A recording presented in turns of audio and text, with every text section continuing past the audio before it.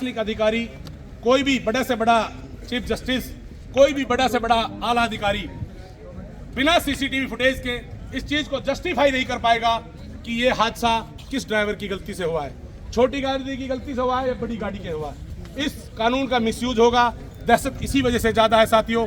ये नहीं कि तुम ट्रक ड्राइवर हो, तुम बड़ी गाड़ियों के ड्राइवर हो, तुम्हारा अंदर ज्यादा डर है, क्योंकि आप लोगों को इसलिए डर है कि बड़े रूटों पे चलते हो, उसमें छोटे व्हीकल्स आ जाते हैं गलती से और दोस्त बड़ी गाड़ी का दिया जाता है।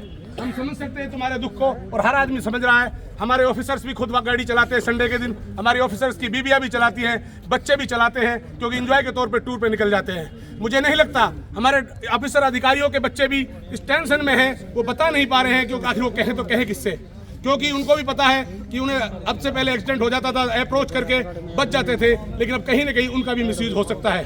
साथियों, इससे हर आदमी प्रताड़ित है, बिल्कुल हर आदमी इस चीज से दुखी है। इसमें कोई निसंदेह, कोई निसंकोच मैं इस चीज को कह सकता हूँ, कोई भी हिंदुस्तान का कोई भी आम नागरिक, हम मानते हैं मानवता, बीइंग ए ह्यूमन, हर आदमी मानवता रखता है कि ये मानव की जान बचानी चाहिए। उस पर सरकार को सोचना था, जब मानव की जान बचा रहे हो तो जो बचा रहा है उसको कम से कम 1 लाख रुपए नगद इनाम, उसको कोई न कोई अच्छी प्रशंसा तौर पे उसको प्रशंसा पत्र देकर या किसी तरह उसको बड़ा सम्मान किया जाए। और अगर वो ड्राइवर वहां रुकता है, यदि उसको पब्लिक मारती है तो पब्लिक को भी 10 साल की सजा होनी चाहिए। ऐसा कुछ संशोधन होना था ताकि इसको आज दिल से एक्सेप्ट करते सभी लोग, पब्लिक के अंदर भी भय का माहौल होता। पब्लिक इसमें आने वाले समय में जो आप बोल सकते हो, जिसको कई बार मारपीट के जो मुद्दे हो जाते हैं, कई बार ऐसी घटनाएं हो जाती है, उन चीज़ों को बढ़ावा मिलेगा, उनको कोई नहीं रोक पाएगा। और मेरे मान लो, मेरे सपोज दैट मैं कहता हूं कि भाई जनाब हमारे बीच में हम तैयब घासड़िया साहब को ले, सरताज को ले, इनकी गाड़ी से मैं बोलूंगा, मैं इससे चिढ़ता हूं, पॉलिटिकल लीडर हूं। मैंने कहा नहीं, तैयब घासड़िया जी की गाड़ी ने एक्सीडेंट कर दिया, मेरे परिवार के इस बंदे को मार दिया, तो बताओ कौन चीफ जस्टिस को सर्टिफाइड करेगा, मारा कि नहीं मारा है? मारा तो है ना, किसने मारा, उसी चीज में उलझ के ले जाएगा, एक आम आदमी सजा भुगतेगा। साथियों, ये बहुत गहरा सोचने का विषय है और मैं चाहता हूं 22 करोड़ जो ड्राइवर हैं उनका रिश्ता पूरे देश से है, क्योंकि किसी का कोई भाई है, कोई पत्नी है, ये सब तो ड्राइवर है नहीं, उनके बच्चे हैं, उनके सास ससुर हैं, उनके माँ बाप हैं, भाई बहन हैं और रिलेटिव हैं। साथियों, पूरे देश का रिश्ता ड्राइवर से है। साथियों, कोरोना काल के समय, कोरोना काल के अंदर यदि ड्राइवर भी अपनी छुट्टी कर लेता तो मुझे नहीं लगता कि हम लोग बच पाते, क्योंकि ड्राइवरों ने ऑक्सीजन पहुंचाया, जान हथेली पर लेकर एक दूसरे की जान बचाई, हॉस्पिटल तक डेड बॉडी पहुंचाई, इधर उधर जाने पर जैसे कोई बीमार थे मेडिकल पहुंचाई, फल सब्जियां पहुंचाई। आज जो समय पे आप चीज सबको मिल रही है, आज भी आप पहुंचा रहे हैं। फल सब्जियां जो ताजा खा रहे हो, सर्दियों के गर्म कपड़े पहन रहे हो और चीजें जो आप लोग यूज कर रहे हो, ये बिल्कुल ड्राइवर भाइयों की मेहनत है। ये हर आदमी जानता है। हमारा मुलाजिम भी जो सामने खड़ा है, ड्यूटी पे दौरान तैनात है, वो भी समझ रहा है, क्योंकि इन सबके पास गाड़ियां हैं। ये भी घर को जब ड्यूटी पे आते हैं, ये भी गाड़ी चला के आते हैं, लेकिन जब से कानून बना अभी इन्होंने भी सोच लिया कि ऐसा ना हो हादसा हमसे भी हो जाए।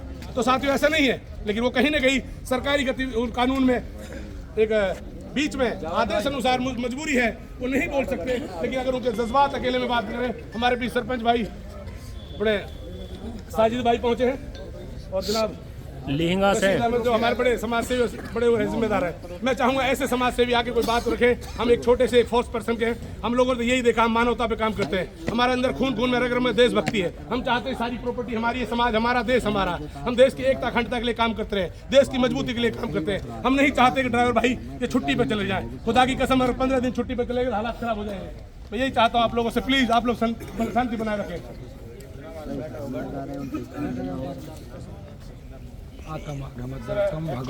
बाकी का बेटर हो भाई, बैठ जाओ ही नहीं।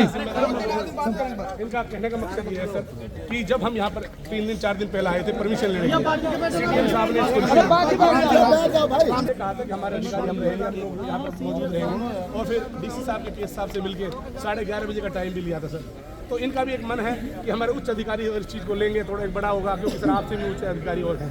तहसीलदार साहब, हम गुजारिश करते हैं आपके ऊपर एक बार बात करें प्लीज़, हमारे बड़े अधिकारी आए, इनका मनोबल बढ़ेगा। बात ये है, अभी वो बाकी जो प्रशासनिक काम है उनमें भी बिजी है, आप मुझे ज्ञापन दे दीजिए, मैं आपकी बात आगे तक पहुंचा दूँगा। सर ये बहुत बड़ा सब्जेक्ट है, अगर कुछ समझे तो। मैं भी तो तहसीलदार हूँ, डिस्ट्रिक्ट का हेडक्वार्टर तहसीलदार हूँ, मेरे ऊपर भरोसा है कि नहीं है? मोदी जी, ये डीसी साहब का नाम पड़ा हुआ है, हमने इन्हीं से परमिशन पहले लिया है। तो हम डीसी साहब को ही तो देंगे। हम तहसीलदार को भी अपना नगीना से भेज चुके हैं, अभी तक कोई रिएक्शन नहीं आया।